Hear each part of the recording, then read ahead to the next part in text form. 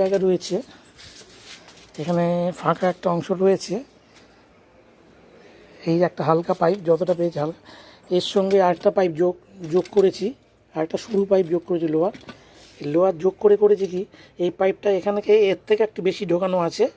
এবার এখানেও ফুটো করে লাগিয়েছি, এটাও ফুটো করে লাগিয়েছি, মানে এটা ফিক্সড হয়ে গেল, মানে এটা আর প্লে করবে না, এটার সঙ্গে এটা আর প্লে করবে না। আর এইগুলো হচ্ছে পুরনো কলের একটা অংশ, টিউবওয়েলের একটা সিট, এটা এরকম গর্ত করা ছিল, এটা এক্সট্রা গর্ত করা আছে, এরকম সিট, এটাও সিট।